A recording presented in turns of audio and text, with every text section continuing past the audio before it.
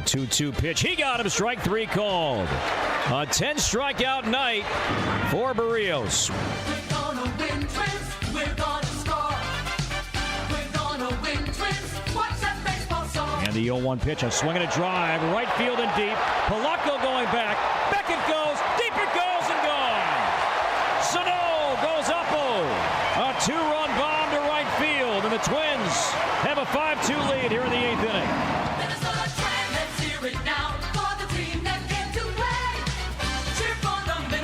And the Minnesota Twins Fest coming up this weekend. Just thinking, it wouldn't be nice if the American Association in independent baseball had a spring training in Florida, like in, February. Like, this weekend would be a nice time to. Seth Stohs, Inside Twins, Twins Daily, Mr. Twin, Mr. Blogger, Mr. Connoisseur of everything baseball, specifically Twins, joining us today on his busy lunch hour. Hi, Seth. How you doing, my friend? I'm doing well, but man, I hope I can meet the expectations of that intro there. Man, you make me sound good there. I like it. Well, you always do. You always do. Are you passing all this knowledge off to your offspring, by the way, Seth? It's interesting. Sometimes she's interested.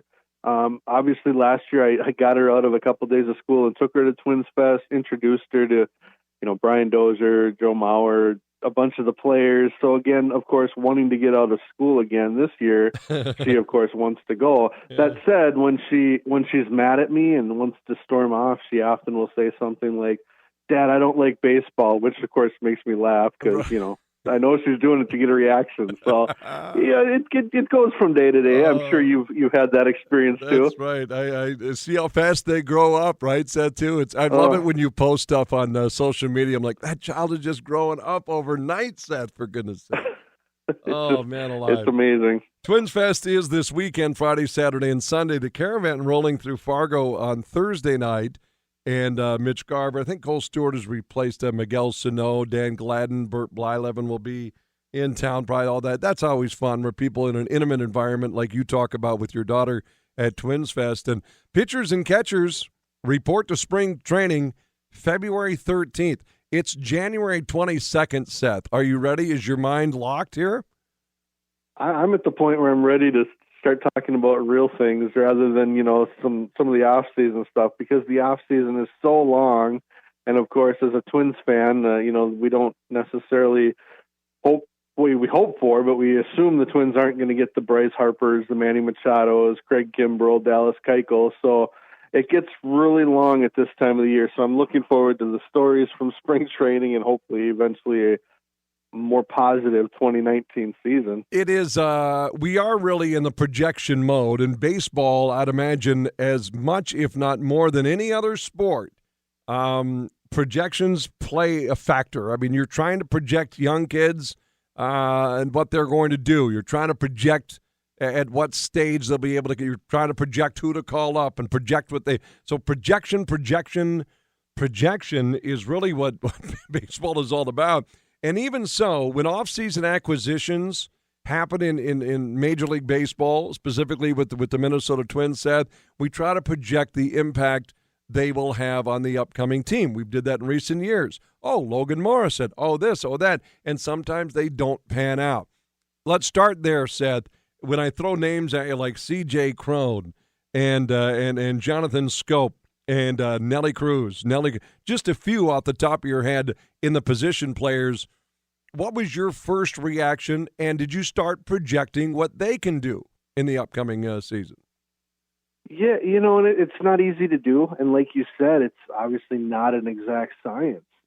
You have to factor in ages and where they played, and you look at a C.J. Cron who hit 30 home runs last year for Tampa when most of his games were against the AL East, including the Yankees and the Red Sox. So you got to be encouraged by that, but you kind of diminish that a little bit with mentioning Logan Morrison, who had 38 home runs for Tampa the year before. Right.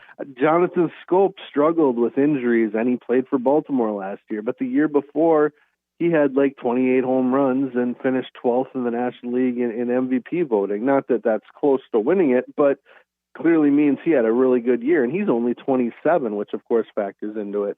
Nelson Cruz has been one of the best power hitters in baseball for almost a decade, and I think he leads the league in home runs over the last 6 years. And he's 38, but it's hard to believe he's going to diminish that far if he's healthy. So to me, those three are nice, encouraging moves. Right-handed power is important in target field, and like you said, projections are hard to do, but that's the type of player they certainly were targeting. If this variable is constant, the health variable, Seth, if the health variable is constant, meaning you've got a majority of your guys that stay away from any kind of injury or extended period of time on the DL, and those three names you just mentioned there and broke down extremely well, I might add, if you add that to the Miguel Sano's, the Jorge Polanco's, the Eddie Rosario's and Byron Buxton and a Max Kepler-ish and all that, if you add that and the constant is that they're relatively healthy,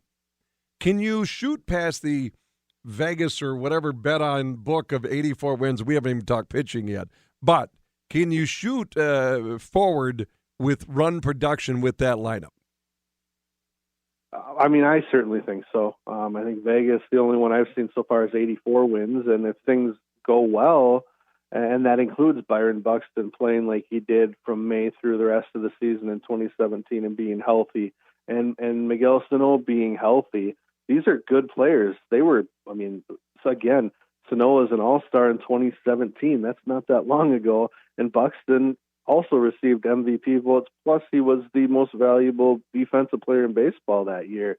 That provides value in so many ways, including to the pitchers. So those two, I think, are the key. But, like you said, it'd be nice to take Kepler to take that next step. Polanco to be able to play a full season and perform like he has. There's a ton of young talent on this team. Jake Cave may be the fourth outfielder, and he had a nice showing last year. But as we seem to talk about, it's going to be Jose Barrios, Kyle Gibson, Taylor Rogers, Trevor May. That bullpen is and the starting rotation. It's all about pitching, and that's where I think a lot of the questions lie still. Do we have a closer for the Minnesota Twins? Is there a closer, or maybe they don't even have that position anymore? Hold on, Seth. I got to check and see if that's even a spot now, because sometimes you start the closer, so we could have that. Do we have anybody that could grab the ball at the end? Let's put it that way. Well, right now, no. I think a lot of people were disappointed they didn't go out and get Cody Allen, who signed with the Angels last week, because he does have closer experience. Now, again, he wasn't very good last year. I think they've got some arms in Trevor May.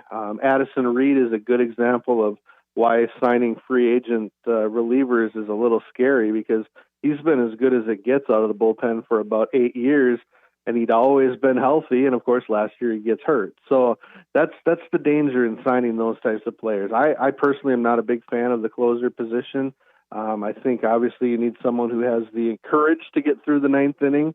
But if you're facing the other team's 2, 3, 4 hitters in the eighth inning, I want my best pitcher pitching that, not my second or third best. So that's well put. I think Trevor May's the guy. I really do. I think as long as he's healthy, and boy, he looked strong towards the end last year, I think he's the guy that I want in those key situations. And change the title to that to out getter. we need an out. Who's your out getter? Well, here's who I want getting outs in this. Seth Stohs joining us at Twins Daily, Twins Inside. We a dominant as far as a projected rotation anyway. Seth, a lot of right-handers, man, no question. When you talk about Jose Barrios and Kyle Gibson and Odorizzi, Michael Pineda, and Dave St. Peter was on with PA today. Now Martin Perez. Is that official yet? Do we know? Is the Perez official yet? I haven't received a press release yet, but okay. It's Ken Rosenthal confirmed. So okay, so if Kenny's got his stuff down, so there's someone too. But what about the rotation for the Twins? Well, I think it starts with Barrios. He was an all-star last year, and he's got a chance to take that next step. Kyle Gibson will have to prove that whatever changes he made midway through 2017 and pitched all through it 2018 worked. So it starts with those two. And then I think Jake Odorizzi has to just be able to pitch a little bit better. But he's a given. And Michael Pineda, coming off of Tommy John. I'm excited to see what he can do. He's a hard thrower who has been an all-star in the past. There's number 4. They're saying Perez will start, but, man, you got Fernando Romero, Steven Gonsalves, Chase DeYoung, Zach Littell, Louis Thorpe, and these are just guys that are at AAA or higher. Cole Stewart, who will be there tonight, is obviously going to factor into that as well. So, they've got some options there, and some of them may end up in the bullpen, including Adalberto Mejia, who is out of options, so he has to make the roster or be let go. And I mean, he's shown in the past he can go through 3 or 4 innings pretty well too. So that's where that whole opener thing comes in. I love the. I like that little hot stove with Seth Stohs as we move away in the Twins Caravan. Twins Caravan coming up on Thursday night. Fellows will be in town, and hopefully this fans a little bit of the flame. And as we mentioned, they report pitchers and catchers on the 13th of February. First full workout is the 18th, and then the first spring training games are literally a month away. We're literally a month away from the first spring training games, if you can believe that, as you look out your window at all that fluffy, powdery stuff that's blowing around. Seth, nicely done. Are you going to Twins Fest? I will be at the Diamond Awards and at Twins Fest a couple nights. We also have our Twins Daily Winter Meltdown, so it's going to be a busy weekend. You like it that way, buddy. Hey, as always, I don't mind it. Won't be the last time we chat. As always, great talking ball with you, Seth, and safe travels down into the Twin Cities this weekend, my friend. Thanks, Jack. Have a good one.